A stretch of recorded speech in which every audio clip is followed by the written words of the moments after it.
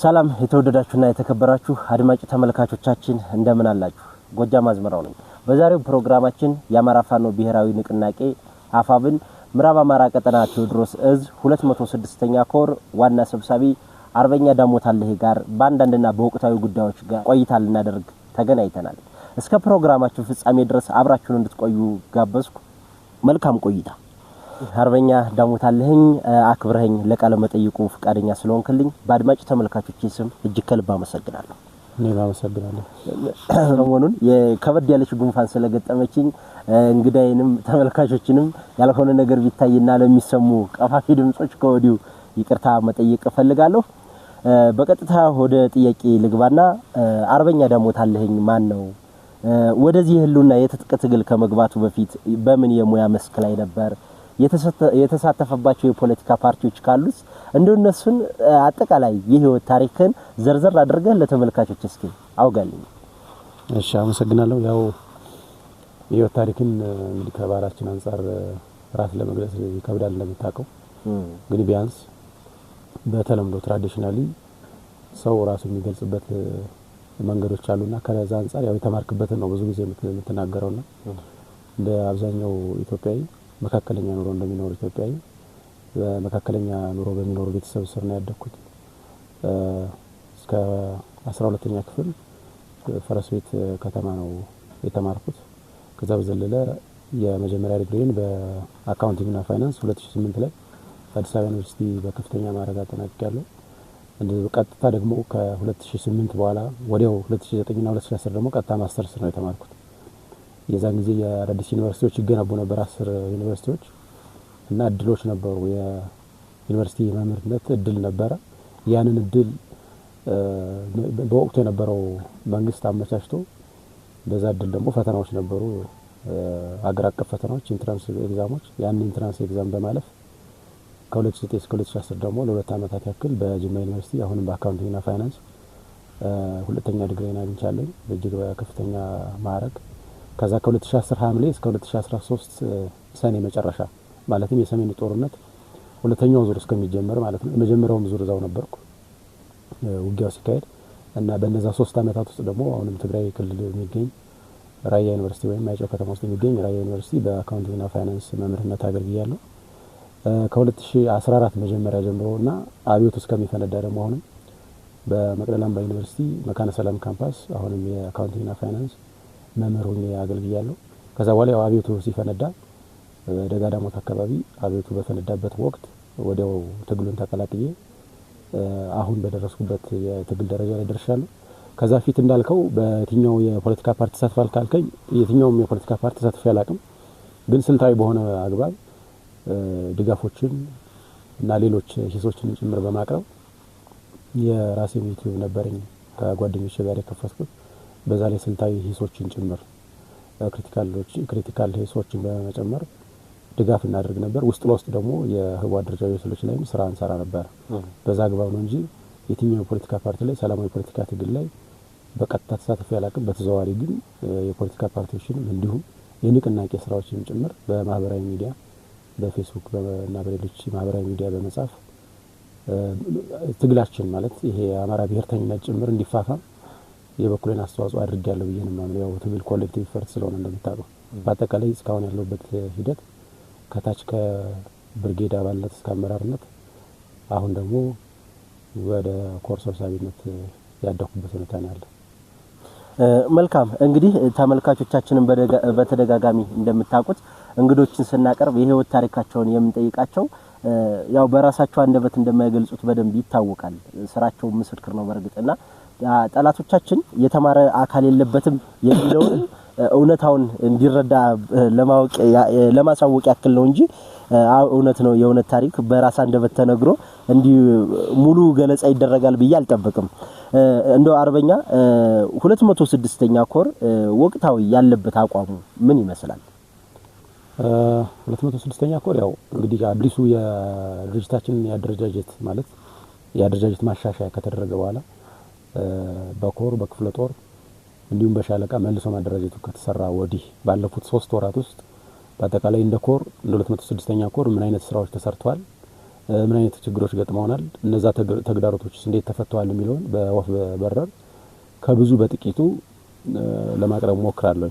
ሙሉውን መቼም አይደለም የ3 ወር የትግል እንቅስቃሴ የ3 ቀን የትግል እንቅስቃሴ ባጭሩ መግለጽ ይከብዳል። ግን ዋና ዋና ወይም አንኳር የሚባሉ ነጥቦችን ብቻ ለማንሳት ሞክራለሁ፣ ለሚዲያ የሚመጥኑትን ብቻ።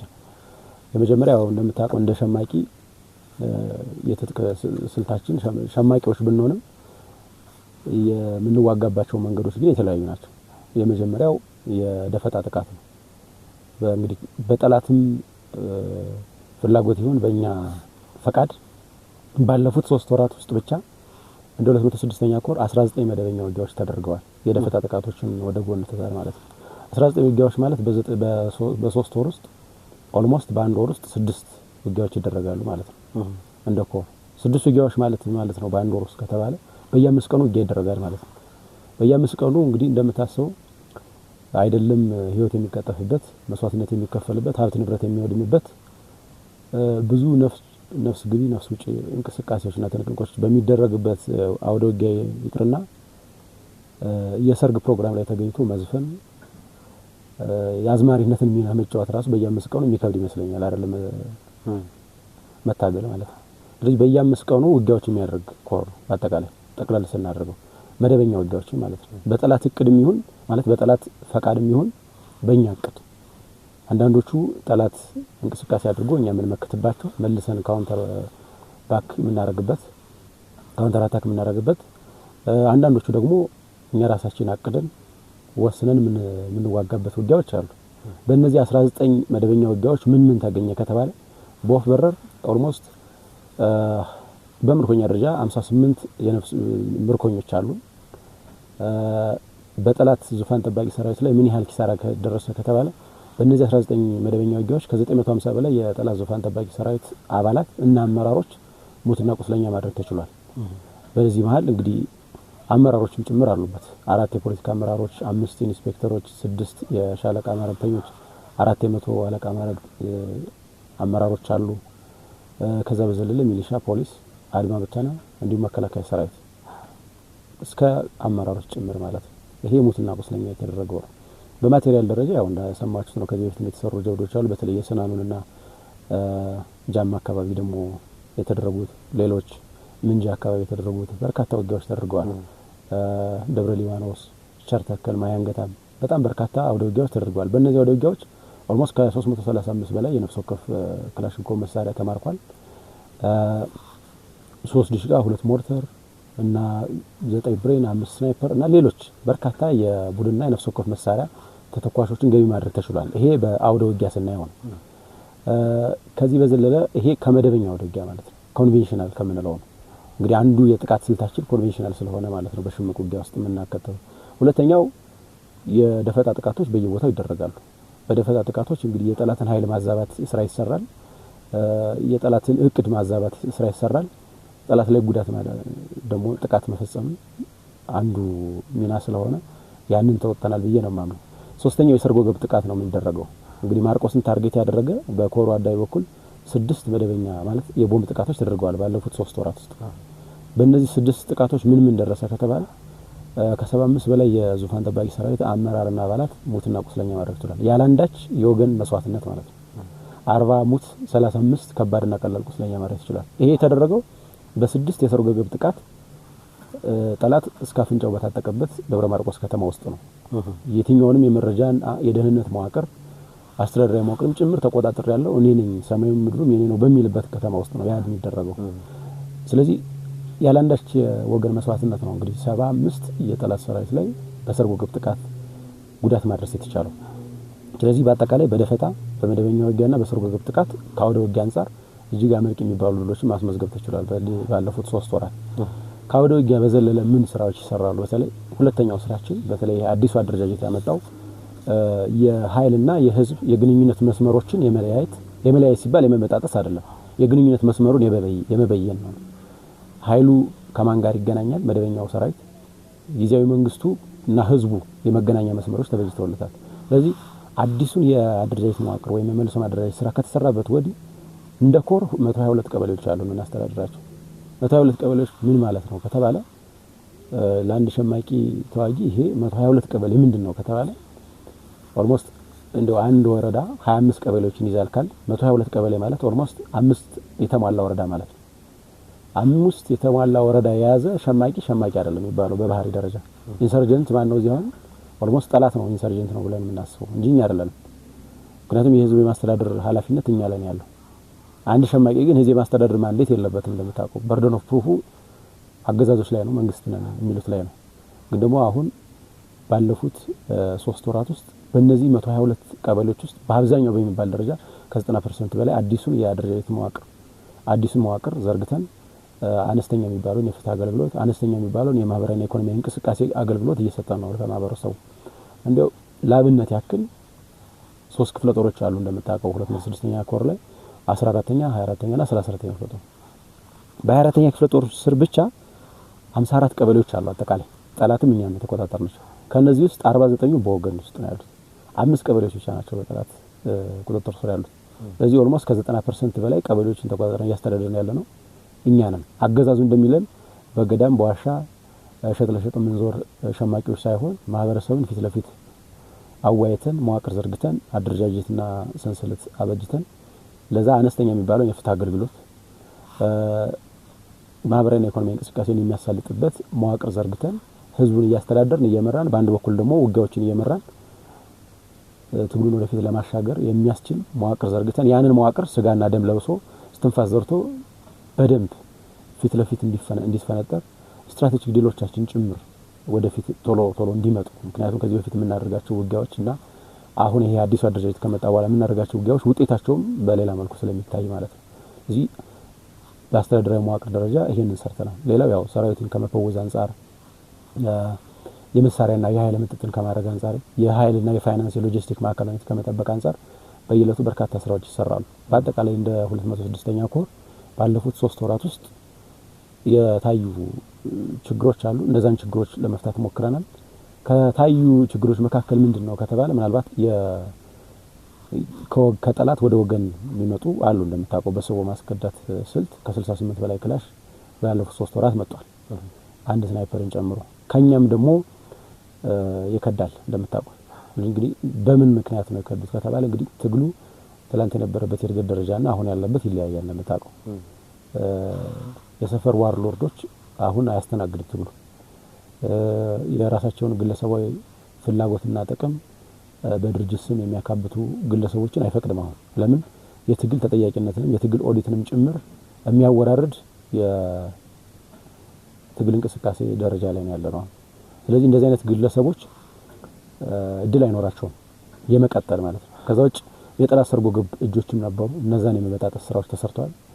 እንግዲህ ማለት አባልም ሆኖ የጠላትን ፍላጎት ያሳኩ ነበሩ ሰዎች ላይ በቁጥጥር ስር አውለን እርምጃዎች ተወስዷል። እንደምታውቁት ሰላዮችን መያዝ ተችሏል። በጣም በርካታ ሰላዮችን በቁጥጥር ስር አውለናል። ስለዚህ የጠላት እጆች እየተቆረጡ በሄዱ ቁጥር የጠላትን ተልዕኮ ተቀብለው በውስጣቸው ሲሰሩ የነበሩ የራሳቸውን ግለሰባዊ ፍላጎትና ጥቅም ለማስከበር ድርጅታዊ ካባ ለብሰው ሲንቀሳቀሱ የነበሩ ሰዎች እድል አይኖራቸውም። ስለዚህ እነዛ እድል ያልነበራቸው ሰዎች አገዛዙን እየተቀላቀሉ ያሉ ግለሰቦች አሉ እንደምታውቁ። ስለዚህ አሁን ያለነው የማጥራትና የማጽናት ዘመቻ ላይ ነው ብዬ ነው የማምነው። ማጥራት ሲባል ምንድነው?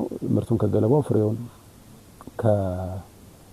ማለት ምርቱን ከገለባው የመለየት ፍሬውን ከፍሬ አልባው የመለየት ስራ ላይ ያለነው የማጥራት ማለት ነው። ከጠራ በኋላስ ምንድነው የማድረግ ነው? መዋቅሩን የማጽናት አሁን ያለውን ሰራዊት ደግሞ የማጽናት ተተኪ እና ዘመናዊ ሀገራዊ ተልዕኮን የሚቀበል ወታደራዊ መገንባት እንደዚህ አይነት የዕለት ተዕለት ስራዎችን እየሰራ ነው። በዚህ መሃል ኢንፊልትሬት የሚደረግ ሰራዊት ይኖራል።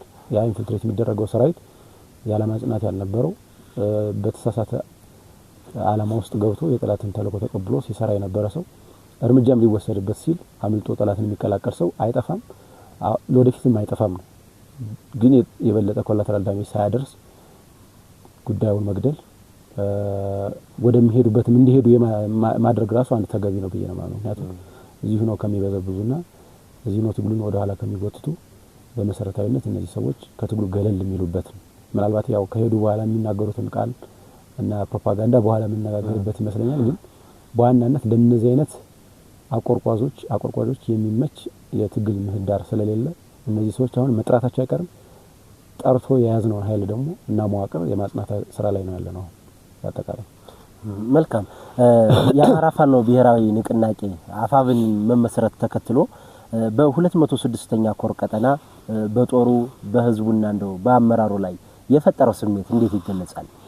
በአጠቃላይ ያው አንድነቱ ከዚህ በፊት በየትኛው መድረክ ላይ ማህበረሰቡን እንዲሰበስብ ሰራዊታችንን ስንሰበስብ ሁሉ ጊዜ የሚጠየቅ ጥያቄ ነው። አንድነቱን በተመለከተ ማለት ምን ሞትለት ድርጅት ሊታወቅ ይገባል። በየትኛውም ቀጠና የተለያዩ ድርጅቶች አደረጃጀቶች ነበሩ። በአራቱኛ አማራ ጥምርቶች ወለጋንም ጭምር ማለት ነው አደረጃጀቶች ነበሩ።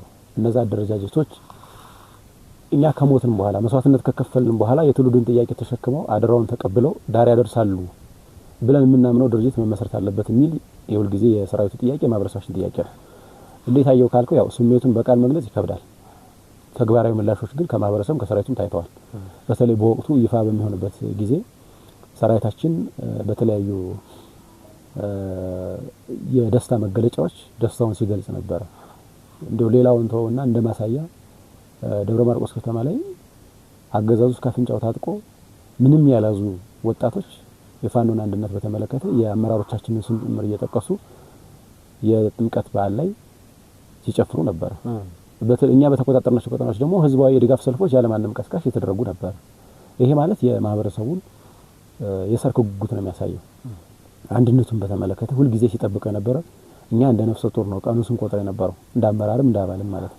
አባሉን በዛ ልክ ነው ሲያዩ ነበር። የትኛውም ቀጠና ላይ የሚደረግ ጀብዱ ያንተ መሆኑን የሚያሳይ ነው አንድ ድርጅት መፈጠሩ። የትኛውም ቀጠና ላይ የሚገዛ መሳሪያ ካለ የሚገባ ሎጂስቲክ ካለ የትኛውም አይነት በጎ እንቅስቃሴዎች ካሉ የኔ ነው የምትለው የኔ ነው እንድትል የሚያደርግ የትግል ምዕራፍ ነው የተከፈተው አንድነቱን በተመለከተ። እንደው ስሜቱን ተውና ከዛ በኋላ የተፈጸሙ የአንድነት ስራዎች አሉ በየቀጠናው ማለት ነው። በየቀጠናው ያ አንድነት ከተበሰረ በኋላ ተግባራዊ ምላሾች ተሰጥተዋል። እነዚህ ተግባራዊ ምላሾች አነስተኛ ነው የሚባሉት the piece of the iceberg እንደሚባለው በጣም ቅንጣቱን ነው የሚያሳየው። ስለዚህ ይሄ አንድነትን በተመለከተ እንደው ስሜቱን በወፍ በረር የትላንት እዳዎችም አሉብን፣ የትላንት ትውልድ ጸጋዎችም አሉ። እነዛን እዳዎች የሚያራግፍ ጸጋዎችን ተረክቦ ለቀጣዩ ትውልድ ባደራነት የሚሸከም ከሁለተኝነት ከተሽኮርማሚነት ከገባሪነት ከጭሰኝነት የነጻ በራስ ብቅነት ላይ የተመሰረተ አዲስ አደረጃጀት መፈጠሩ ማለት ሪዮት ዓለም ስለማንዋስ ማለት ነው። እንደምታውቀው በአዲሱ ትውልድ አስተሳሰብ ልክ የተቀረጸ የአዲሱን ትውልድ አደራ ብቻ ሳይሆን የትላንት እዳዎቻችንን እና ጸጋዎቻችንን ጭምር የተሸከመ የሚመጣውንም ትውልድ አደራ ለቀጣዩ ትውልድ የሚያስተላልፍ አዲስ አማራዊ ተቋም ፈጥረናል።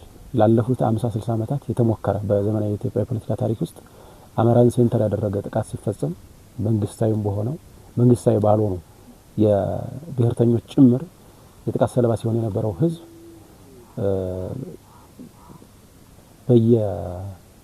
እንዳሸዋ ተበትኖ በየሰፈሩ አንድ አታጋይ መዋቅር አልነበረም ነበር። ያ አታጋይ መዋቅር እንዲፈጠር ለሚፈልግ ለማህበረሰባችን እና ለአጠቃላይ የትግል ደጋፊ በሙሉ አንድነቱ ይህ ነው ተብሎ በስሜት አይገለጽም። ነገ ከነገ ወዲያ ግን በተግባር የሚገለጽ እጅግ በጣም በርካታ ድሎች ይኖርታል። በአጠቃላይ ግን እኛ ኖርንም ሞትንም አሁን የሚመሩት የድርጅት አመራሮች ኖሩም ሞቱም ይሄ ትግል እንደሚቀጥል ህያው ምስክር ወይም ህያው ማሳያ አንድነቱ ነው ብዬ ነው ማለት ነው። መልካም በፋኖ አደረጃጀት በባለሙያ የተካነ በፖለቲካ የተቃኘ አደረጃጀት አይደለም የፋኖ አደረጃጀት ብሎ የሚኮንኑ አካላት አሉና ያንተ መልስ ምንድነው እዚህ ላይ? አይ ለዚህ አጭር መልስ ነው መሆን ያለበት ብዬ ነው ማለት ብዙ ማህበራት ያስፈልጋል። እኔ ራሴ ምስክር ነኝ ብዬ ነው ማለት እኔ ራሴ አሁን ቅድም ከተናገርኩት ባግራውንድ አንፃር እንግዲህ ፊደል መቁጠር ከሆነ መማር እነሱ የሚሉት ያን ከሆነ ነው እንደሱ የሚሉት ፊደል መቁጠርን ከሆነ መማር እንግዲህ ሀብሎ አይደለም ይባላል።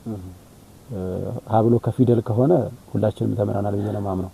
ዋብሎ ከመከራ ከሆነ ደግሞ እንደ አማራ ህዝብ የተማረ የለም ብዬ ነው ማምነው። በተለይ እንደዚህ ትውልድ የመከራ ዶፍ ሲወርድበት የነበረ ህዝብ ነው። ስለዚህ ከዛ መከራው ተምሯል፣ ከዋብሎ ተምሯል። ከዛውጭ እጅግ በጣም በርካታ የሚያስደምሙ ፊደል ያልቆጠሩ እንኳን ሆኖ ኢንተለጀንት የሚባሉ ሰዎች ድርጅታችን ውስጥ እንዳሉ አምናለሁ። ኢንተለጀንት የሚባሉ በጣም ከፍተኛ አይኪው ያላቸው የትግል መረዳታቸው ብቻ ሳይሆን ነገ የሚመጣውን ጭምር አደጋ የተረዱ ስጋትን ካልኩሌት ማድረግ የሚችሉ እንደው በሚር ኢንቱዊሽን ብቻ ተመስጠው ትግል ውስጥ ያልገቡ በጣም በርካታ አሰላሳይ ሐሳቢ ሰዎች ያሉበት ድርጅት ነው።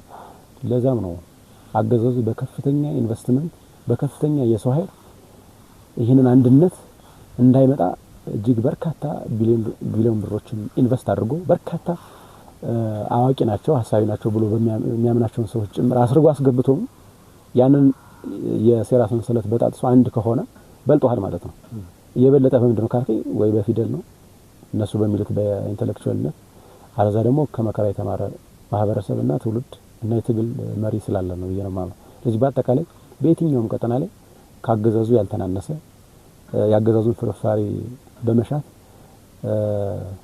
አምሯቸውን ለክርሳቸው ህሊናቸውን ለኪሳቸው ያከራዩ የተማሩ ስናዳሪያን በላይ የኛ አለን ብየነማው። መልካም ቀጣዩ ጥያቄ ምንድነው የሚሆነው አርበኛ ከኢትዮጵያ ጠላቶች ጋር ህብረት በመፍጠር ፋኖ የውክልና ጦርነት እያካሄደ ነው ለሚሉ ከሳሽ ድምጾች ምንድነው ያንተ መልስ? የውክልና ጦርነት ያው እንግዲህ ፕሮክሲ ምንድነው ነው ፕሮክሲ ምንድነው ከተባለ ውክልና እንደራሴነት ማለት ነው።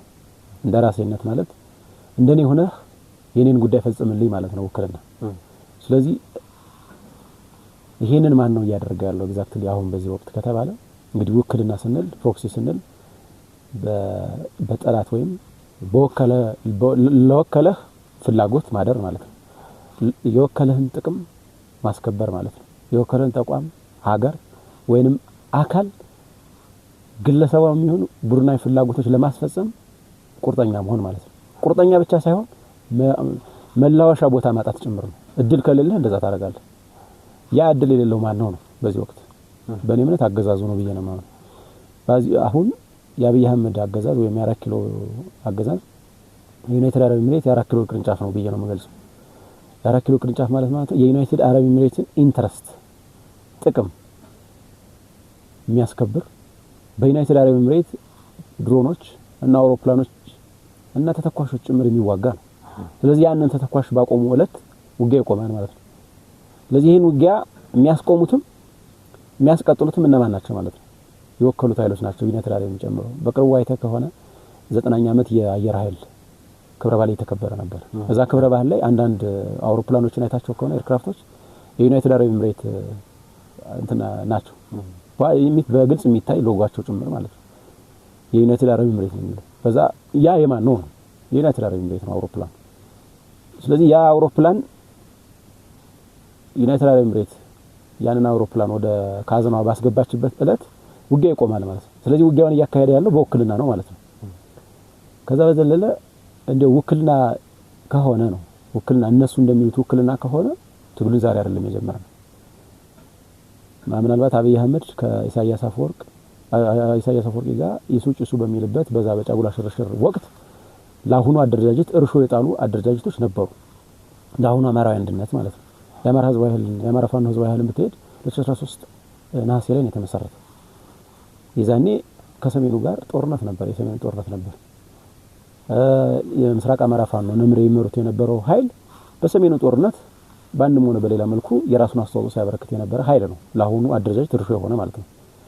የዛኔም ፋኖ ነበር። ውክልና ከነበረ ያኔ ነው መባል የነበረበት አይደል? አሁን አዲስ አደረጃጀት ወጣት ታጋይ ድርጅት ሲኖር እና በራሱ ርዕዮተ ዓለም ተቃኝቶ በራሱ አስተሳሰብ እና በራሱ ዓላማ ላይ ቆሞ ከየትኛውም ኃይል ላይ ፋይናንስ እና ሎጂስቲክ ድጋፍ ሳይደረግለት በደጋፊ ማህበረሰባችን በተለይ በአርሶ አደራችን ከመቀነቱ ጭምር እየፈታ ይህን ትግል በሚደግፍ አርሶ አደር ደምና ላብ የተገነባን ትግል ውክልና ነው ማለት ይሄ ሌባናት ልጇን አታምንም እንደሚባለው ነው።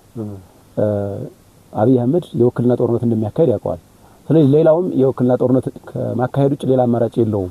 ያንን ከማሰብ ውጭ ሌላ አቅም የለውም ብሎ ነው የሚያምነው። ለምን እሱ መንግስታዊ መዋቅሩን ተቆጣጥሮ እሱ ስቴት አፓራቱን በሙሉ ኮንትሮል አድርጎ የውክልና ጦርነት እያደረገ እንዴት እነዚህ ልጆች የአዲሱ ትውልድ ያላንዳች የፋይናንስና ሎጂስቲክ ድጋፍ ያላንዳች የውጭ ሀገር ድጋፍ እንዴት እስካሁን ድረስ ይታገሉኛል የሚል ሐሳብ ውስጥ የገባ ይመስለኛል። ከዛ አንፃር ነው የውክልና ጦርነት የሚለው እንጂ በውክልና ካየነው አብይ አህመድ አሁን የዩናይትድ አረብ ኤሚሬትን ውጊያ ነው የሚዋጋው። አሰብ ሂዶ ከተዋጋ የኢትዮጵያን ብሔራዊ ጥቅም ለማስከበር እንደ ብሔራዊ አርበኛ ለመታየት ሳይሆን የሚዋጋው ዩናይትድ አረብ ኤሚሬት ተዋጋ ካለችው ከሳውዲ ጋር ባላት የቀጠናዊ ልፊያ ውስጥ ዩናይትድ አረብ ኤሚሬት የራሷን ባላንስ ለማስጠበቅ አብይ አህመድን እንደ ጅራፍ ትጠቀማለች።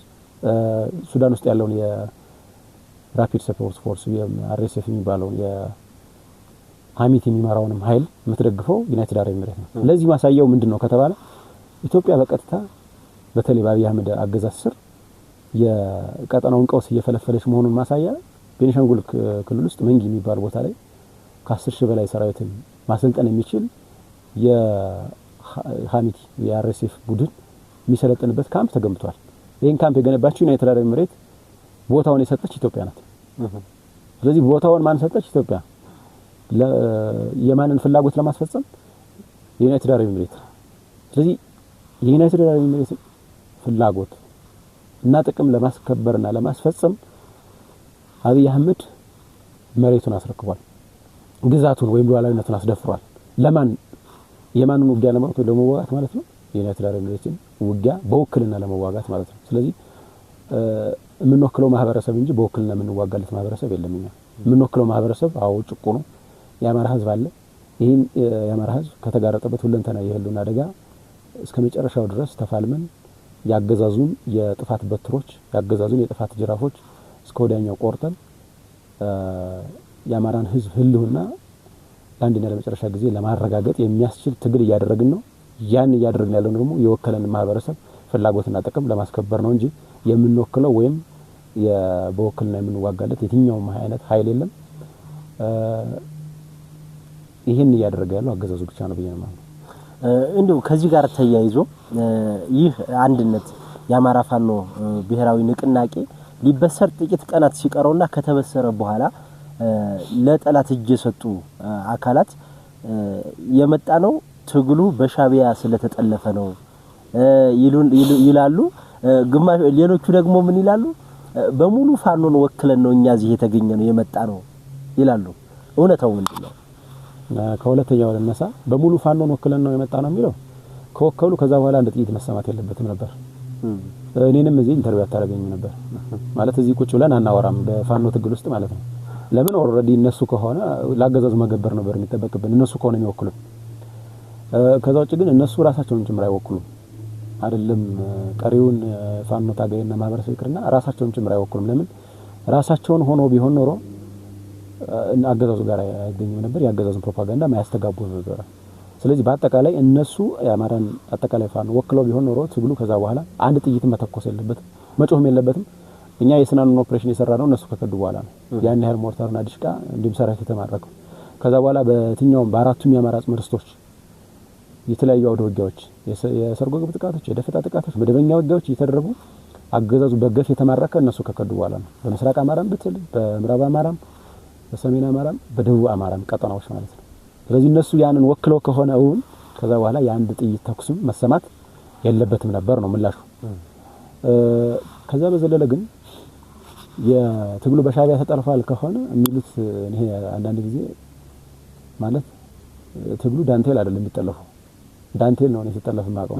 ከዛ በዘለለ ግን ትግሉ ተጠልፏል የሚሉት ለምንድን ነው ካልከኝ አንዳንድ ጊዜ በአሬናዊ ሳቢ ውስጥ ከገባህ እንዴት ከኛ ማህበረሰብ ውስጥ ወጥቶ አንድ ሰው ወይም አንድ ድርጅት እኛ ከተወለድንበት ማህበረሰብ ወጥቶ ተመሳሳይ ደምና አጥንት ኖሮት ያው እነሱ ብሔርተኝነትን በአጥንትና በጉልጥምት ስለሆነ የሚወስኑት ማለት ፕራይሞሪዲያል ነው ዴፊኒሽናቸው እንጂ አሁን በሶሾ ሂስቶሪክ ኮንስትራክት የብሔርተኝነት የስነ ልቦናም ጭምር ነው። አንተ እኔ ነኝ ብለህ የምታምነው ጭምር ነው። ስለዚህ እነሱ እንደሚሉት ከሆነ እንዴት ከኛ ማህበረሰብ ውስጥ የወጣ አንድ ታጋይ አንድ አታጋይ ድርጅት ከሁለተኝነት እንዴት ያልፋል ነው እነሱ ጥያቄ። ይገርማቸዋል። ከሁለተኝነት እንዴት ያልፋል ማለት ነው። እኛ ባዲን እንደምታውቀው ጭሰኛ ነው፣ ገባር ነው፣ ተሽኮርማሚ ነው፣ ለሁለተኝነት ያደረ ነው፣ አንደኛ መሆን አይፈልግም፣ ስናዳሪ ነው። ስለዚህ ይሄ ኃይል ከዚህ የማህበረሰብ የወጣ ኃይል እንዴት ከኛ ተሻለ ነው። ከዛ ከናሱ ሲሻል ያው ትንሽም ቢሆን እንጥፍጣፊ ሰዋዊ ክብር ስለሚኖረው ውርደት ግን የምትሸፍንበት ማለት ነው። የህሊናም የሞራልም ዝቅታው እስከገባ ህሊናም ሞራልም ራቆት ይሆናል። ያን ርቃን ለመሸፈን ደግሞ የተወሰነ ካባ ይደረባል። ሰብአዊ ክብር የሚባል ካባ ማለት ነው። እኔ አይደለም እጅ ሰጥተው ይቅርና ያው እጅ መስጠት በነገራችን ላይ ባወደ ውጊያ ላይ ነው። እነዚህ ከርተዋል ነው የሚባሉት። ስለዚህ እነዚህ አይደለም የከዱ ሰዎች እነዚህ አሁን ከአንድ ቀን በፊት ባወደ ውጊያ ቢማረኩና እጅ ቢሰጡ የሚሉት ይሄንን ነው። ትግሉ ተጠልፎ ነው የተማረኩት ነው የሚሉት። ከርተውም ትግሉ ተጠልፎ ነው የከዳውት ነው የሚሉት። እጅ ከአቅም በላይ ሆኖ አገዛዙ ከአቅም በላይ ሆኖ በኦፕሬሽን ቢማረካቸውም የተማረክነው ትግሉ ተጠልፎ ነው የሚሉት። ለምን ካልክ ትንሽም ቢሆን ያላቻቸውን እንጥፍጣፊ ሰብአዊ ክብር ለመከላከል ሲሉ ውርደታቸውን የሞራልም የህሊናም ዝቅታቸውን ራቁትነታቸውን ለመሸፈን የተወሰነ የሰብአዊ ክብር ካባ መደረብ ነበረባቸው። ያንን ለማድረግ ያው ራስን ለመከላከል የትኛውንም ወንጭፍ ይወረውራሉ። ከዛ ውጭ ያው መቼም ደክሞን ነው መታገል አቅቶን ነው ያገዛዙን ሴራ ተልኮ ተቀብለን ነበር የከዳነው የገባነው ወደ ትግሉ ያልሳካ ሲለን ከዳን አይሉም። ይሄን እንዲሉም አልጠብቅም በነገራችን ላይ። ለዛ ነው አሁን ትግሉ ተጠልፏልና ማለት። ከዛ ውጭ ግን እድሜውን በሙሉ ዘመኑን በሙሉ እንደ ድርጅት እንደ ግለሰብ የህዝብን ትግል ሲጠልፍ ሲያስጠልፍ የህዝብን ትግል ሲያስቀለብስ የሆነ በአዴንና በአዴናዊ ሳቤ ሌላው ከሱ ማህበረሰብ ውስጥ የፈለቀው ኃይል የህዝብን ትግል እስከ መጨረሻው ዳር ያደርሳል ብሎ ያምናል። ለምን ካልክ እንደኛው ተመሳሳይ አጥንትና ጉልጥምት ኖሯቸው እንደኛው ተመሳሳይ የደም ጥራት ኖሯቸው እንደኛው ከአንድ ማህበረሰብ ፈልቀው እንዴት ከኛ የተሻለ ሆነ ከኛ የተሻለ አደረጃጀት ፈጠሩ ይሄንን ህዝባዊ አደራ የሚሸከም የትውልድን ጥያቄ መመለስ የሚችል አንድ አታጋይ ድርጅት እንዴት ፈጠሩ ሊፈጥሩም ነው ከመክራታቸው ማለት አደረጃጀቱ አንድ ከመሆኑ በፊት የከዱትም ሊፈጥሩ ነው የሚል ስጋት ስለነበራቸው ነው ቀድሞ የከዱት።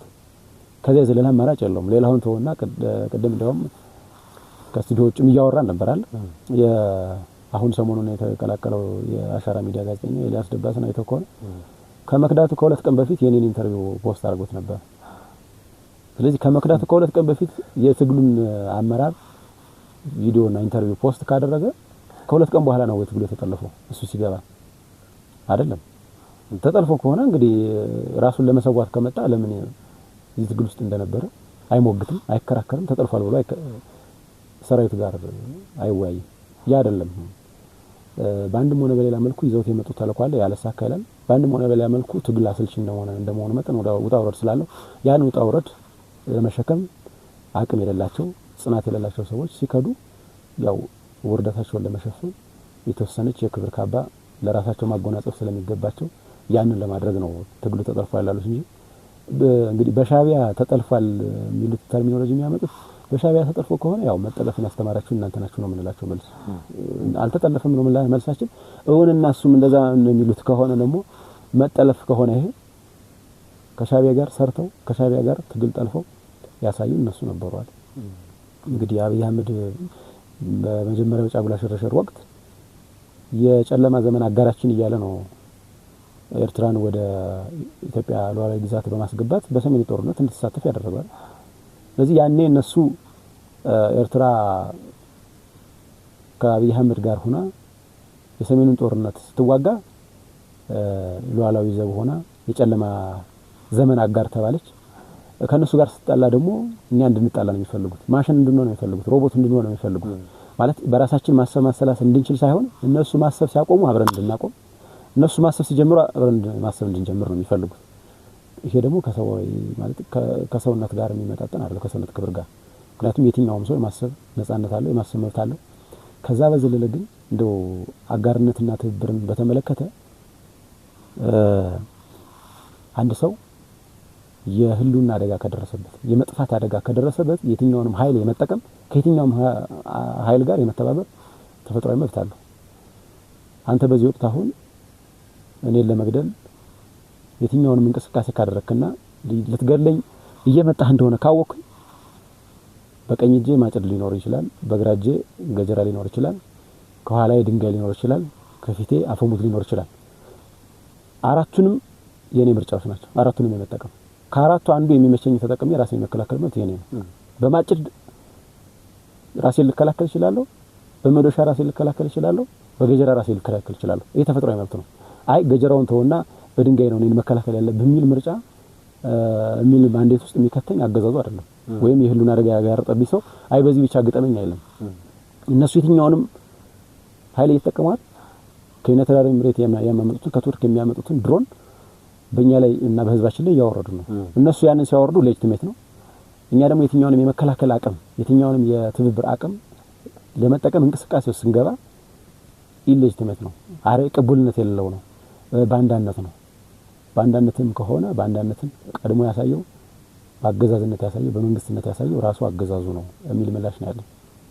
መልካም እንደው እዚህ ጋር ይህ የትጥቅ ትግል አስፈላጊ ያልነበረም በሰላማዊ መንገድ በጠረጴዛ ዙሪያ በውይይቶች መፈታት የሚችለውን ነው አሁን ወደ ትጥቅ ትግል ሄዶ የሰው ህይወት ዋጋ እየተከፈለበት ያለ የሚል ተመጻዳቂ ድምጾችን እንሰማለንና እዚህ ጋር እንደው የአርበኛ ዳሞት አለኝ ምላሽ ምንድነው? በዚህ ዙሪያ ዋጋ እየተከፈለ ነው።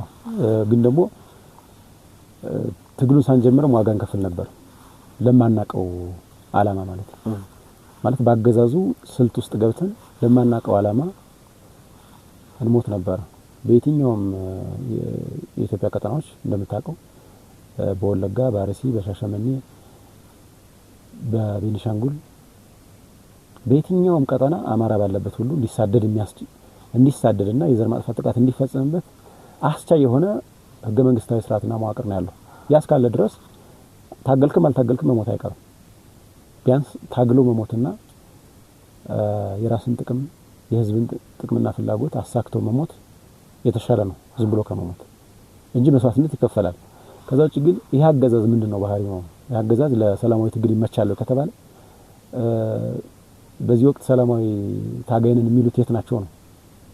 ሰላማዊ ትግል ሌላውን ተውና ለአገዛዝን ለማውረድ የሚያስችል ሰላማዊ ፖለቲካ ትግል ይቅርና በብዕራቸው የጻፉ ክሪቲካል ማለት ይሄ ምንድነው ይባላል ስልታዊ ድጋፍን ጭምር ለመስጠት በሚያስችል አኳኋን ሂስ ያደርጉ የነበሩ ሰዎችም ጭምር አሁን እስር ቤት ነው ያሉት። ከዛ በዘለለ ስደት ውስጥ ነው ያሉት። ስለዚህ አነስተኛ የሚባለውን ያሁን የምርጫ ቦርድ ምርጫ አካሄዳለሁ እያለ ነው። በዛ ነው እንግዲህ ለዚህ ምርጫ የሚሳተፉ እንደ አጋፋሪነት እንደ አጃቢነት የሚሳተፉ የራሱ የቅቡልነት አስቻይ ሁኔታ የሚፈጥሩ ፓርቲዎችን ጭምር ራሱ የቢሮአቸውን እንዲዘጉ የማድረግ ስብሰባ አነስተኛ አዳራሽ ውስጥ ስብሰባ የማድረግ ፍላጎት ኖሯቸው ያንን እንዳያሳኩ እያደረገ ባለበት ሁኔታ ሰላማዊ ፖለቲካ ትግል ኢትዮጵያ ውስጥ አይደለም አገዛዙን ለማስወገድ አገዛዙን ጭምር ለመደገፍ እኮ ነው። ለማስወገድ አይደለም አገዛዙ እንዲስተካከል ማለት ነው። እሱ ለረጅም ጊዜ ይሄንን ህዝብ እንዲያስተዳድር እና እንዲመራ የሚያስችል ክሪቲክ ራሱ መቀበል አይችልም አገዛዙ አይደለም ራሱን ለማስወገድ ማለት ነው። ስለዚህ ጦርነቱን የከፈተው ማን ነው ወሳኝ አይደለም። ትጥቅህን ቀበቶን አስፈታለሁ ብሎ የመጣን ጠላት አይ በሰላማዊ ትግል ነው መታገልህ ብላ አይደለም የምትሸሸው እስከነላብ ትሞታለህ ሌላ ታምር የለው። ከዛ በዘለለ ግን ትጥቅህንም ቀበቶንም አስፈታለሁ ብሎ ከመጣ ጠላት አይ አይደለም ቀበቶን ትጥቅህን ማስፈታት አትችልም ብሎ መግጠም ነው መፍትሄው። ምን እስኪሆን ድረስ አገዛዙ እኛ ምን ከፍሎን ዋጋ እሱም እስኪተሰማው ድረስ ከዛ በኋላ ፍላጎታችን በየትኛው መንገድ የምናስፈጽም ከሆነ የህዝባዊ ህልውናችን ማረጋገጥ የምንችልበት የትኛው መንገድ ካለ ያንን የዛን ጊዜ እናያለን። ከዛ በዘለልን ከዚህ አገዛዝ ጋር በጠረጴዛ ዙሪያ ተወያይተህ የምታሳካው አይደለም የምታሳካው ህዝባዊ ዓላማ አይደለም የምታሳካው ግለሰባዊ ፍላጎትና ጥቅም አይኖርም። ስለማይኖር ነው የሱንም አገዛዙን ጭምር ስልታዊ ድጋፍ በመስጠት አኳኋን ሂስ የሚያረጉትን ጭምር መታገስ የማይችል በጣም እጅግ አረመኔ እና ጨቋኝ አገዛዝ ስለሆነ ነው ወደ ትጥቅ ትግል የተገባው። ትጥቅ ትግሉን ደግሞ የጀመርነው እኛ አይደለም። አገዛዙ በራሱ መንገድ መጣ። ያንን ለመከላከል ተፈጥሯዊ ራስን የመከላከል መብታችንን ተጠቀም ያንን ተጠቅመን ከታች ወደ ላይ ትግሉ ተጀመረ። እንደምታውቀው ተፈጥሯዊ የትጥቅ ትግል ሂደት እንዴት ነው የሚጀምረው ከተባለ ከላይ ወደ ታች ነው እንደምታውቀው። ቶፕ ዳውን ነው የሚጀምረው። ልሂቃኖች ይኖራሉ። እነዛ የነቁ የፖለቲካ ልሂቃን የሆነ መጠጊያ ሀገር ይፈልጋሉ። ጂኦግራፊ ድጋፍ የሚያደርግላቸውን ሀገር ወይም ተቋም ያፈላልጋሉ። ከዛ የነቃ ተዋጊ ወደ እነሱ እንዲቀላቀል ጥሪ ያደርጋሉ። የፖለቲካና የወታደራዊ ስልጠና ይሰጣሉ። መዋቅር ተዘርግቷል። ኦሬዲ ድርጅት አለ። ነፃ ቀጠናዎችን ከአገዛዙ እየተፋለሙ ነፃ ቀጠናዎችን ያወጣሉ። እያሰፉ ከሸማቂነት ወደ መደበኛ ተዋጊነት ይሄዳሉ። ከሄዱ በኋላ ያው መዋቅር ዘረጋሉ። አገዛዙን ይገለብጣሉ። ይሄ ተፈጥሯዊ የትጥቅ ትግል ሂደት ነው። እኛ የጀመርነው ግን ከዚህ በተቃራኒ ነው። እንደምታውቀው እንደመታደል ይሁን እንዳለመታደል ይሁን ትግሉን የጀመርነው መሀል ባህር ዳር፣ መሀል ደብረ ብርሃን፣ መሀል ጎንደር ነው የተጀመረው። ይሄ ማለት ነው ገጠር መጀመር ሲገባው ነው የትጥቅ ትግሉ ገጠር መጀመር ሲገባው ከተማ ጀምረን ተመልሰን ተገፍተን ገጠር ወጣን ድርጅት መስርተን እዚህም እዛም የተበታተነውን በራሱ መንገድ ጥይት ሲተኩስ የነበረውን በራሱ መንገድ ህዝባዊ አብዮት ሲቀሰቅስ የነበረውን ኃይል በአንድ ማዕከላዊ አታጋይ ድርጅት ለመጠርነፍ ነው ይሄን ያህል ጊዜ ወሰደው። ስለዚህ እንደ አንድ ሸማቂ ከዚህ በፊት ከተፈጥሯዊ የሽምቅ ትግል ሂደት ልናገኝ የነበረውን ጥቅም እና እድል አግኝተናል። እንግዲህ ህዝባችን እንደ ማህበረሰብ ያለውን የትጥቅ እሴት እንደምታውቀው ነው፣ የትጥቅ ባህል እንደምታውቀው ነው። ያን በማድረጉ ምክንያት እዚህም እዛም የፈነዱ አብዮቶች ያገዛዙን አከርካሪ ሰብረውታል። ግን ደግሞ አሁን ማዕከላዊ ሲሆን ከተፈጥሯዊ የትጥቅ ትግል ሂደት ልናገኝ የነበረውን ጥቅምና እድል ደግሞ አሁን አገኘን። ለምን ከተባለ ኃይል ማዕከላዊ ነው። አሁን አንድ አታጋይ ድርጅት ስላለ የፖለቲካ ፕሮግራም ርዕዮተ ዓለም ማዕከላዊ ነው፣ ኮሙኒኬሽን ማዕከላዊ ነው፣ ፋይናንስና ሎጂስቲክ ማዕከላዊ ነው። ስለዚህ አሁን ኦልሬዲ ትላንት ተፈጥሯዊ ባልሆነ የትጥቅ ትግል ሂደት አብዮት አፈንድተን አገዛዙን አከርካሪ ሰበር፣ አሁን ተፈጥሯዊ ወደ ሆነው የትጥቅ ትግል ሂደት ድርጅት መስርተን ቶፕ ዳውን ከላይ ወደ ታች መዋቅር ተዘርግቶለት ቼን ኦፍ ኮማንድ ተጠብቆ የእዝ ጠገጉን የጠበቀ አደረጃጀት ፈጥረናል። ይሄ ሆነው እንግዲህ እነሱ እንደሚሉት ጦርነቱን እኛ ጀምረው ነው ቢሆን ልክ አሁን ዛሬ አንድ ድርጅት እንዳለን አማራ ፋኖ ብሔራዊ ንቅናቄ የሚባል ድርጅት ይዘን ነበር ወደ ትጥቅ ትግል የምንገባው። ይሄ እኛ ጀምረው ነው ቢሆን ነው እኛ በስልት ጀምረው ነው ቢሆን ነው አቅደን ጀምረው ነው ቢሆን ነው። ግን ባይ ስቴት ኦፍ ኔቸር አገዛዞች ወይም የትኛውም አጥቂ ኃይል አንተ ሊያጠቃ ሲመጣ የመከላከል መብትን ተጠቅመህ ድንጋዩንም ወንጭፉን የትኛውንም መሳሪያ ወርውረህ ራስን ተከላከላለህ። ራስን ከመከላከል እና አገዛዙን በተለያዩ ቴክኒካል የሚባሉ ስልታዊ በሚባሉ ውጊያዎች ከማጥቃትና አከርካሪውን ከመስበር ባሻገር አሁን ስትራቴጂክ ግንባሮችን መፍጠር ላይ ነን። አሁን እያንዳንዱ የምናደርገው በተለይ ከአንድነቱ በኋላ የሚደረጉ ውጊያዎች በርካታ ስትራቴጂክ ግንባሮችን ይፈጥራል። ለምን ከተባለ የሚደረጉ ውጊያዎች ፖለቲካል እንድምታቸው የበለጠ ነው። እንደምታውቀው በሽምቅ ትግል ፖለቲካ አብዛኛው ፖለቲካ ነው፣ የተወሰነው ነው ውጊያ። አብዛኛው የፖለቲካ ስራ ነው የሚሰራው፣ የአጀንዳ ነጠቃ ስራ ነው የሚሰራው። ባገዛዙ በኩል አንተ ይዛቸው የተነሳቸውን አጀንዳዎች ለማህበረሰብ ታሰርጻለህ። ያንን የሰረጸለት ማህበረሰብ ደግሞ የሎጂስቲክና የፋይናንስ ድጋፍ አድርጎ የህዝባዊ ደጀንነቱን አሳይቶ አገዛዙ የሚያቀርብለትን የትኛውንም ማማለያ እምቢኝ እንዲል ማድረግ ነው ይሄ ሽምቅ ትግል። ይሄን አደረክ ማለት ተፈጥሯዊ የትጥቅ ትግል ሂደት ነው። አሁን ባክ ቱ ስኩዌር ዋን እንደሚባለው ወደ ተፈጥሯዊ የትጥቅ ትግል ሂደት ውስጥ ገብተናል። ይሄ ማለት ነው ተገደን የገባነውን ጦርነት አሁን እኛ ወደምንፈልገው ማንበር ወደምንፈልገው ተተኪ ሰራዊት ማንበር እንዲሆን ወደምንፈልገው ዘመናዊ ሀገራዊ ተልእኮን የሚፈጽም ሰራዊት ወደ መገንባት ደረጃ ላይ ደርሰናል ማለት ነው። ይሄ ሆነ ማለት ነው የጀመረው ማን ነው ማለት ነው? አገዛዙ ሲጀምር አንተ አጸፋ መስጠት ተፈጥሯዊ መብት ነው። ይሄ ሆኖ ደግሞ ባገዛዙ ጦረኛ ባህሪ ነው። አገዛዙ የኢንቨስትመንት አማራጭ አይከፍትም። እንደምታውቀው የጦርነት አማራጭ ነው የሚከፍተው። አሁን አሰብ ሲል የአፋርን ህዝብ ታርጌት ያደረገ ጥቃት እንዲፈጸም ጭምር ነው። አሰብን ታርጌት አድርጎ ሲሰራ የትኛውንም ፕሮፓጋንዳ ሲሰራ ምክንያቱም የልማትና የዲሞክራሲ የሰላም ጥያቄዎችን መመለስ የሚያስችል ፐርሰናል ይሄ ምንድነው የሚባለው ፐርሰናሊቲ የለውም አገዛዙ። ፐርሰናል ከልት ስለሆነ እንደምታውቀው አብይ አህመድ ግለሰባዊ አቅሙም ፍላጎቱም እንደገና የፈጠረው ተቋም ብልጽግና የሚባለው ፓርቲም የሰላም የዲሞክራሲ የልማት ጥያቄዎችን መመለስ የሚያስችል መዋቅር አልዘረጋም።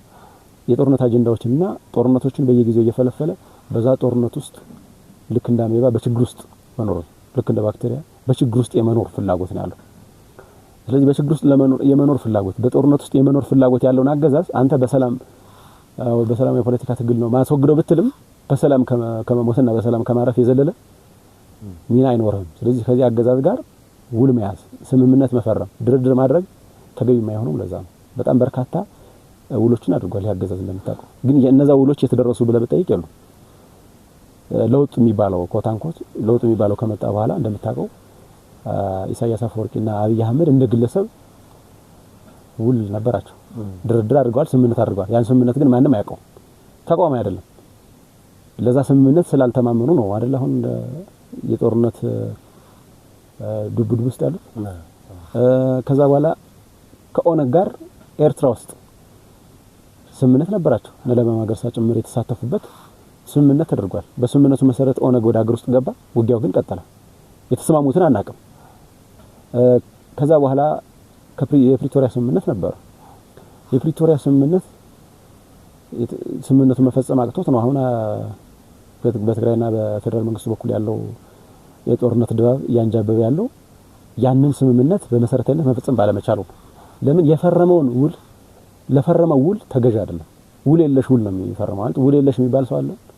ውል የሌለው ሰው ጋር ውል መዋዋል፣ ስምምነት ከማይሰማው ጋር ስምምነት መፈራረም፣ ድርድር እንደ ሽንፈት ከሚቆጥር ኃይል ጋር ድርድር ማድረግ ተገቢ ስለማይሆን በጠረጴዛ ዙሪያ ብትቀመጥም ከነ ጠረጴዛ ከመገደል ውስጥ ጠረጴዛው ስር ከመገደል በቲ ወርጌሳ እንደዛ ነው አይደል? በቲ ወርጌሳ ያው በሰላማዊ ፖለቲካ ትግል ሲታገል ነው የገደሉት። እንግዲህ በሰላማዊ ፖለቲካ ትግል ማለት ስትታገል እንደዚህ ነው የምትሞተው። በእኛ በጀመርነው የትጥቅ ትግል ግን ቢያንስ ይዘህ ነው የምትወድቀው። ያንተን ዓላማ የሚሸከሙ በርካታ ሰራዊትን እልፍ ጀግኖችን አፍርተህ ነው የምትወድቀው። ከዛ በዘለለ ከዚህ አገዛዝ ጋር እንግዲህ ድርድር፣ ውይይት የሚባሉት ነገሮች እንደማይሰሩ በአገር ውስጥም በውጭም የተረጋገጡ ናቸው። በውጭ ከሶማሌላንድ ጋር የነበሩ የወደብ የማግኘት ስምምነቶች ከተደረገ በኋላ በ2 ሳምንት በ3 ሳምንት ውስጥ ነው ደግሞ ሶማሊያ ጋር ከሶማሌ ጋር ደግሞ ቱርክ አንካራ ላይ ሄዶ ረሲብ ታይብ ኤርዶጋን ባሉበት ሌላው ስምምነት ተስማሙ። ሁለቱም ስምምነት ግን ፓርላማው ማያውቀውም በአብይ ዙሪያ ተኮለኮሉ አመራሮች ነን የሚሉ ሰዎችም አያውቁት። ይሄ ማለት ለሰላማዊ ፖለቲካ ትግል አይደለም ዓለም አቀፍ እውቅና የተሰጣቸው መንግስታት ጋር የሚደረጉ ውሎችን እንኳን እንደ ውል አይቆጥራቸውም። ስለዚህ ከዚህ አገዛዝ ጋር ቁጭ ብለህ መደራደር ቅዙ ለመወያየት በጠረጴዛ ዙሪያ ጥያቄህንና ፍላጎትህን ማስፈጸም አትችልም ነው። ለምን ተፈጥሯዊ ባህሪ ስቴት ኦፍ ኔቸሩ ጦርነትን የመፈልፈል ባህሪ ነው ያለው ማለት ነው። በአጠቃላይ እዚህ አገዛዝ ጋር የጠረጴዛ ውይይት በጠረጴዛ ውይይት ዙሪያ ደግሞ የሚመጡ መልሶች እንደማይኖሩ ለበርካታ ጊዜ አይተናል። በተደጋጋሚ ተፈትኗል። ይሄን ማድረግም አይችልም። ሁልጊዜ የሚለው ሻመት እንዋጋለን፣ ሻመት እንዋጋ ታሸንፉ ነው የሚለው። ይሄን እያለ አንተ አረ እኔ ሻመት መዋጋት አልፈልግም በቃ ካንተ ስር ነው መኮልኮል የምፈልገው ካልክ የመኮልኮል መብቱ ያንተ ነው። ልክ ከዚህ በፊት ሌሎች እንዳደረጉት ማለት ነው። ከዛ በዘለለ ግን ከዚህ አገዛዝ ጋር በጭራሽ ስምምነት ማድረግ ውል ማድረግ የህዝብን ጥቅም ያስከብራል ብዬ አላምንም። መልካም። በመጨረሻ ማስተላለፍ የምትፈልገው ማንኛውም መልእክት ካለ እድሉን ልስጥህና እንሰነባበት። እሺ፣ አመሰግናለሁ። እንደው ጠቅለል ለማድረግ ያክል በተለይ አንድነቱን በተመለከተ ምን አይነት እድሎች አሉ? በጠላት በኩል በተለይ በባዴን በኩል የሚነሱ ወቀሳዎች አሉ። እንደምታውቀው የሚነዙ ፕሮፓጋንዳዎች አሉ። ህዝብን ለማወናበድ ለውዥንብር ውስጥ ለመክተት በርካታ ጥያቄዎች ይነሳሉና እኔ በአጠቃላይ ባዴን ምንድነው የሚለው እንትን ላይ ጥናት ራሱ ቢደረግ ብዥታ ውስጥ የሚከተኝ የባዴን ባህሪ መግለጽ ነው። በአጠቃላይ ይሄ ባዴን ማለት ማስተር ኦፍ ዲሉዥን ኤንድ ኢሉዥን ነው። በቃ የማምታታት አስተሳሰቡን ፍላጎቱን በግልጽ የማይገልጽ በተሰመረለት መስመር መግለጽ የማይፈልግ ከዚህም ከዛም የሆነ መሀል ሰፋሪ ኃይል ባዴን። በአጠቃላይ ካቦ የሚባል ምናልባት እስር ቤት እስር ቤት ታስረ ከሆነ ካቦ ይባላል። ካቦ ማለት የእስረኞች አለቃ፣ የእስረኞች አለፊ ካቦ ነው የሚባለው። ባዴን ማለት የአማራ ህዝብ የእስረኞች አለፊ ነው። የአማራ ህዝብ አሁን በኢትዮጵያ የፖለቲካ ሰማይ ስር ከሰብና ካርታም ከፖለቲካ ካርታም ምህዳርም እንዲጠፋ የተፈረደበት ህዝብ ነው። ከዛ ይሄንን እንዲጠፋ የተፈረደበትን ህዝብ አስተዳድራለሁ የሚለው ባዴን ነው። ይሄ ማለት ነው የሆነ እስር ቤት ውስጥ የገባን አማራ የሚባል ማህበረሰብ በካቦነት ለማስተዳደር ፈቃድ የወሰደው ማን ነው? ባዴን ነው ማለት ነው። ከዛ ይገርፋል። እንደምታውቀው ካቦ ያው እስር ቤትም ቢሆን ሲትረብሽ ረብሻል ተብሎ ሲታመን ይገርፋል። የባዴን ባህሪ ያ ነው። ችሎት ከመቅረብ ግን አይደለም።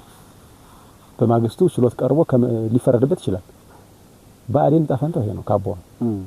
ስለዚህ ይሄ ካቦ ከዚህ ከእስረኞች ውስጥ እስረኞች ነን ብሎ ስለሚያምን ማለት ከእስረኞች ውስጥ በራሱ እሳቤና አስተሳሰብ ልክ የተቀረጸ አንድ አታጋይ ድርጅት ሲፈጠር ያንን ድርጅት የሚመራ ኃይልና መሪ ደግሞ ሲፈጠር እንዴት ከዚህ ማህበረሰብ ይሄ ወጣ ብሎ ቅናት ውስጥ ይገባል።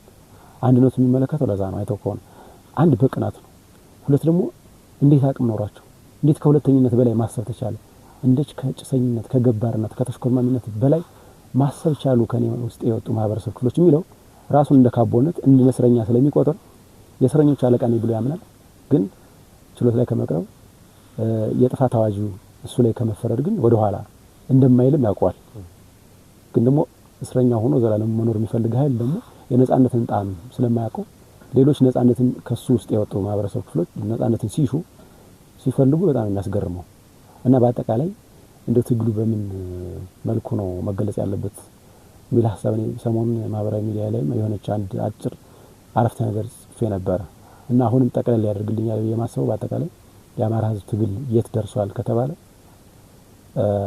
የአማራ ህዝብ ትግል የአስተሳሰባዊ የሽግግር መሰላላችን ራስ ጠልነትን ረግጦ ራስ በቅነት ላይ ደረሰ ሲሆን ሰርካም በበኔ የማንጠግበው ርዕዮተ ዓለማዊ መድበላችን ደግሞ ከብሔራዊ ቁጭት የሚመነጭ ብሔራዊ ንቃት ላይ ደርሰናል ብዬ ነው የማምነው። ብሔራዊ ቁጭት የሌለበት ብሔራዊ ንቃት አይኖረው። ብሔራዊ ንቃት የሌለው ማህበረሰብና አታጋይ ድርጅት ወይንም ግለሰብ ብሔራዊ ቁጭት ሊፈጥርበት አይችልም። ከዚህ በፊት የነበሩ ድርጅቶቻችን እንግዲህ በጠላት ፍላጎት ልክም የተቀረጹ ስለነበሩ ራስ ጠሎች ነበሩ። የራስን ፍላጎት አሳልፈው መስጠትን ምንም የማይቀፋቸው ራሳቸውን የዘነጉ ለሌሎች ፍላጎቶች ማደርን አገራዊ ብሔርተኛ አስመስሎ የማየት ለሀገር መቆርቆር መሆንን የራስን ጥቅም አሳልፎ ሰጥቶ ማልቀስን ለኢትዮጵያ እንደማልቀስ መቁጠር ለኢትዮጵያ ዋጋ እንደመክፈል የመቁጠር አዝማሚያ ነበር። ይሄ ራስ ጠሉ ያ ነው። ከዛ ይሄ ራስ ጠል የነበረ በአዴናዊ ሳቢ ተሰብሮ አሁን በራስ አስተሳሰብ የራስን ፍላጎት ማሳካት በራስ አስተሳሰብ የራስን ዓላማ ማሳካት ወደ ራስ መዳረሻ መድረስ ራስ በቅነት ነው ማለት የትኛውንም የምንበደረው አቅም አስተሳሰብ ኃይል አይኖርም። በራሳችን አቅም በራሳችን ፍላጎት ልክ የተቀረጸ ድርጅት እና ታጋይ መዋቅር ገንብተናል። ለዚህ ድርጅት ደግሞ መስዋዕትነት የሚከፍል ለዓላማው የቆረበና የቆረጠ ሰራዊት ገንብተናል። ስለዚህ በአጠቃላይ ብሔራዊ ቁጭትም ያለበት ብሔራዊ ንቃትም ያለው የማህበረሰብ ክፍል በተለይ አንድ የፖለቲካ ማህበረሰብ ክፍል በመገንባት ሂደት ላይ ነን ያለነው።